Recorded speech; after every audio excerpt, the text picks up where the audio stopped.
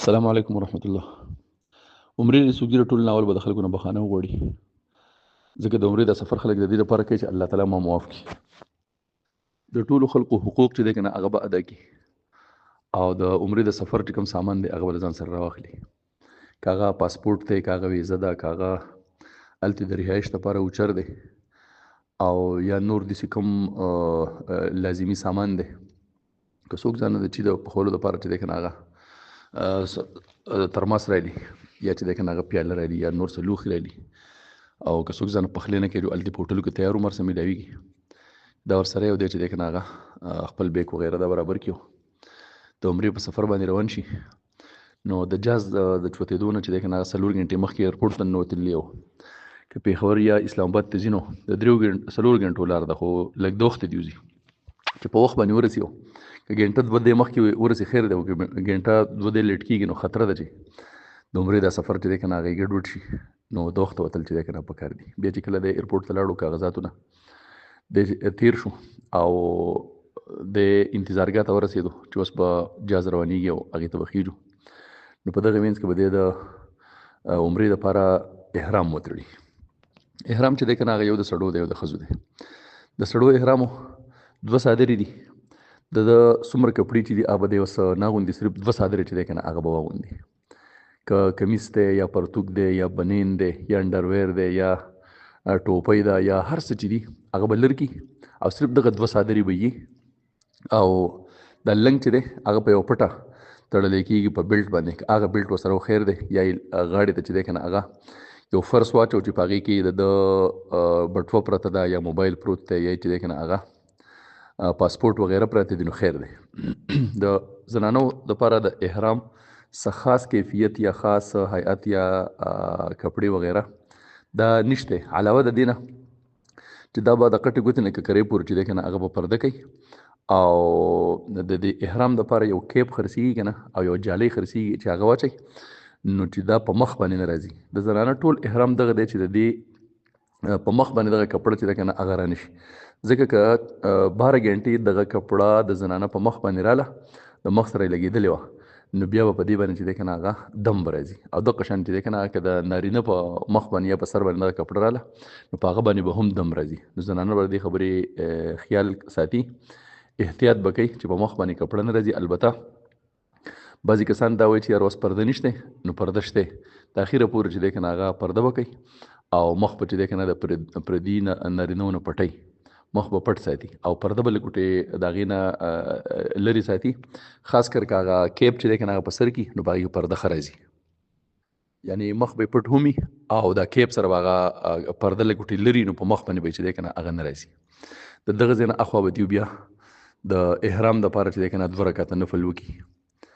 او نیت او تلبیه چې دی که نه هغه د دې خوښه ده، که په ایرپورټ کې کوي، که په جهاز کې کینی کوي، او که جهاز روان شي او په لاره باندې چې دی که نه هغه کوي، څو پورې چې میقات ته نه رسېدلي. نو نیت د هغې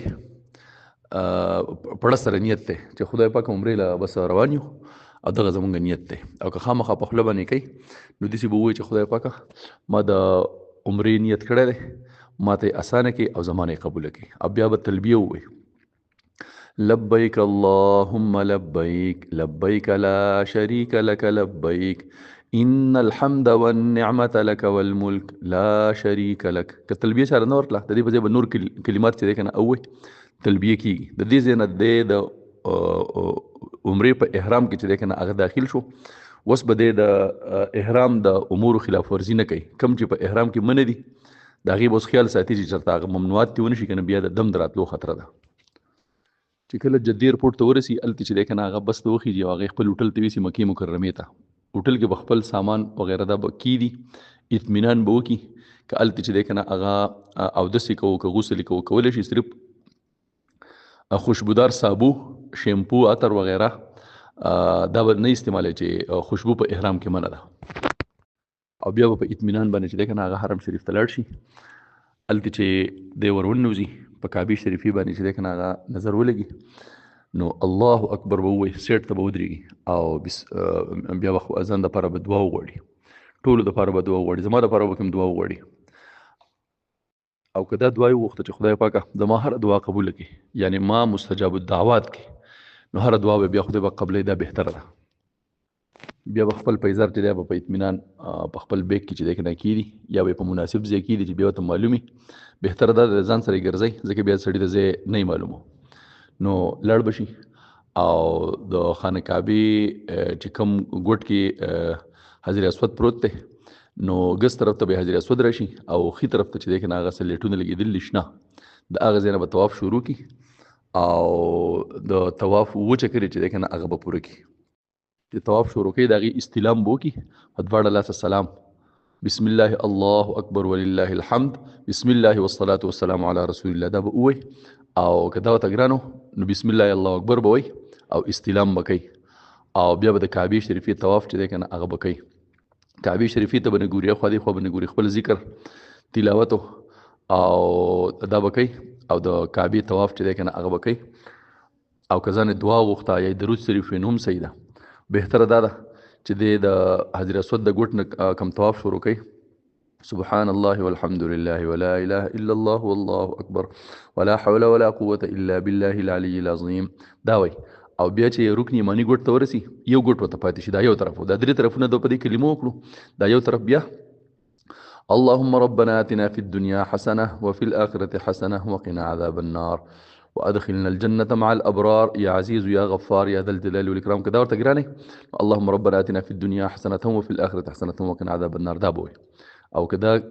كلمې یا دعا دا ولا نور کلو ځان دې پټ پټ دی کنه هغه د الله تعالی ذکر کوي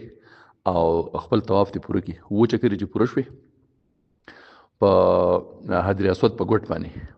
نو بیا به چې دی کنه هغه د مقام ابراهیم ته راشي، کال ته ګڼه او شاته به راشي برنډه کې، هر ځای چې ورته اسانه او دوه رکعته نفل به وکړي، دا واجب دي، دا به نه پرېږدي. زمزم اوبه به وڅښي او بیا به صفا مروه چې دی که نه هغه د هغې سعی دپاره صفا ته لاړه شي. نو په صفا باندې چې دی که نه هغه استلام به وکړي او دعا به ځانه ښکلې اوږده دعا به وغواړي او د هغه ځای نه به بیا چې دی که نه هغه صفا مروه شروع کړي. صفا نه مروه ته، د مروه نه صفا ته، د اووه چکرې چې دی که نه هغه اووه چکرې په طواف کې دي، اووه چکرې په صفا مروه کې دي. داسې نو چې د اووه چکرو په ځای باندې چې دی که نه 14 چکرې ووایي نو خپلې خپې به ماتې کړي، داسې دې نه کوي. او په منځ کې شنه لیټونه راډونه راځي، نو زنانه به په هغې کې منډه نه وي او نارینه به په هغې کې چې دی که نه هغه داسې منډه نه خو تیز تیز به لاړ شي په هغې کې. او په مروه باندې چې اووم چکر ته دی که نه ختم شو، نو بیا به هلته اوږده دعا به ځان له وغواړي. د طواف نه وروستو 2 رکعاته نفل چې دي هغه واجب دي او د سعی نه وروستو 2 رکعاته نفل چې دی که نه هغه مستحب دي. په دې باندې چې دی که نه هغه ګڼه ده، په دغه ځای کې مه کوه، بس ځانه دعا وغواړه او راوځه. نو زنانه به د ویښتو نه چې دی که نه لږ والي د ګوتې د سر په مقدار باندې، او نارینه چې دی که نه به سر کټا کړي. په دغه ځای باندې چې دی که نه هغه عمره سر ته ورسېده.